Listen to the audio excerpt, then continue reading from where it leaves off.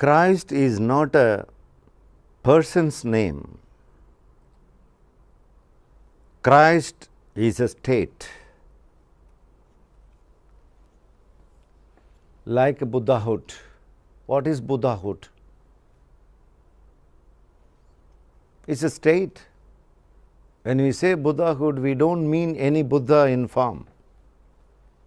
There are thousands of Buddhas who lived in the past. One of the Buddhas is Gautama the Buddha.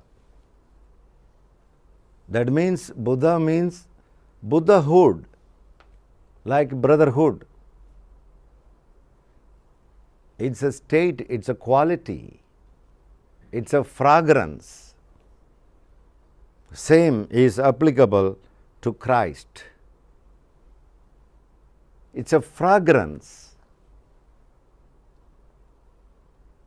What kind of fragrance it is? The continuation here, purification of the human race. Let us take one word from this question, purification. What is to be purified? Purifying what?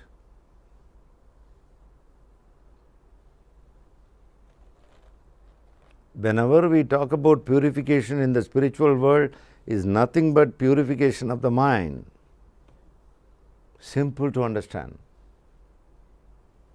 When the mind is purified, the end result of that purification is nothing but the state of Christ.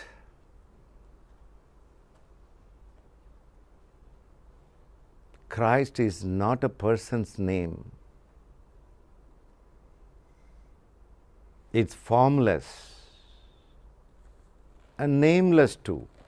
Since we have to mention certain thing, we have to use certain name. How to understand then? If I simply sitting here like this, what you will understand? I may be mentioning about divinity. You may not understand when I keeping quiet and doing something like this. When I say a word, you know. For communication purposes, we are using a word like Christ, Buddhahood, soul, self, Atman, Bhramam. Many ways we are using words. Light, love. You can say now, Christ means love, perfect. Christ means life, perfect. Christ means peace, perfect. They are all synonymous. See, there is something which you are not able to define, so we are trying to define. It's a trial, trying to define something which is invisible. Hence we use the name Christ. It's a quality, it's a state which is beyond mind, a state which is beyond emotion, a state which is beyond body, a state which is beyond form and name. One can experience it. If somebody asks, please show me the Christ where it is, no one can show it, no way to show, but one can experience it. One can taste the Christ.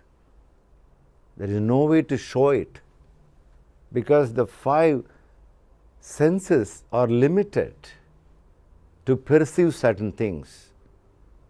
The five senses can perceive something like a rose flower. They can perceive some kind of fragrance, but it has no capacity to perceive the fragrance of Christ. You need to transcend the five senses. Those who are transcending the five senses, there is a possibility of experiencing Christ.